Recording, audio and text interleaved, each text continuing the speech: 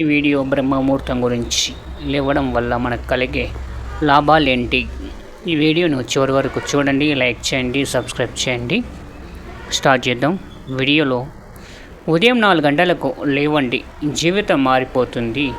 ఈ మాట వినడానికి బాగుంటుంది, కానీ రాత్రి 1 గంట వరకు ఆఫీస్ వర్క్ చేసే ఐటీ ఉద్యోగికి, నైట్ షిఫ్టులు చేసే వాళ్లకు పొద్దున్నే లేచి కాలేజీకి పరిగెత్తే జంజుకి ఇది సాధ్యమా? ఖచ్చితంగా కాదు. మరి బిజీగా ఉండేవాళ్ళు, లేట్ నైట్ లైఫ్ స్టైల్ ఉన్నవాళ్ళు బ్రహ్మముహూర్తం బెనిఫిట్స్ మిస్ అవ్వాల్సిందేనా, లేక దీనికి ఏమైనా సైంటిఫిక్ ఆల్టర్నేటివ్ ఉందా? ఈ వీడియోలో తెలుసుకుందాం. సైన్స్ ప్రకారం మన శరీరానికి 7 గంటల నుంచి 8 గంటల వరకు నిద్ర చాలా అవసరం.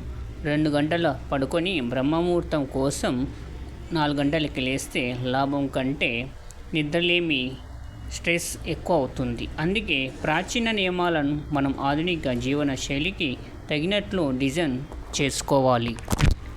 మీరు ఉదయం 4 గంటలకు లేవలేకపోతే మీరు నిద్ర లేచే మొదటి 20 నిమిషాలకు బ్రహ్మముహూర్తంగా మార్చుకోండి. లేవగానే ఫోన్ చూడకుండా, నోటిఫికేషన్ చెక్ చేయకుండా మీ బ్రెయిన్ను ఆల్ఫా స్టేటస్లో ఉంచండి. విద్యార్థులు, ఆఫీస్ ఉద్యోగులు కాన్సెప్ట్. మీరు 6:30కు నిద్ర లేస్తారనుకోండి, 6 గంటలకే లేవండి. ఒక అర్ధగంట ముందే 30 నిమిషంలో ప్రశాంతంగా కాఫీ, టీ, మైండ్ ప్లానింగ్ లేదా మ్యూజిక్ వినండి. హడావిడి లేని 30 నిమిషాల్లో మీ రోజంతా పాజిటివ్గా ఉంచుకోండి. కాన్సెప్ట్: బ్రహ్మముహూర్తం అంటే కేవలం పూజలు కాదు, అది జ్ఞాన సమయం. రోజుల్లో ఫోన్ సైలెంట్లో పెట్టి, ఎవరు మిమ్మల్ని డిస్టర్బ్ చేయని 1 గంట డిజిటల్ ఫాస్టింగ్ పాటించండి.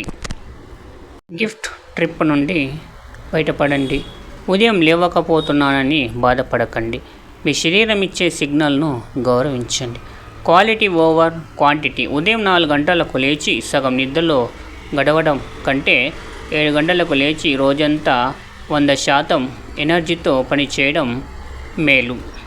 Laptop screen rule. పడుకునే 45 నిమిషాల ముందు బ్లూ లైట్ స్క్రీన్ ఆపేస్తే టైంలో పడుకున్న గాఢమైన నిద్ర పడుతుంది. సమయం కంటే మీ మానసిక ప్రశాంతత, హెల్త్ ముఖ్యం. బ్రహ్మముహూర్తం ఉద్దేశం మిమ్మల్ని స్ట్రెస్ చేయకుండా ప్రశాంతంగా ఉండడానికి. కాబట్టి మీ లైఫ్ స్టైల్ని తగ్గట్టుగా దాన్ని మీరు మార్చుకోవడం మంచిది. లైక్, సబ్స్క్రైబ్ చేయండి. Thank you for watching.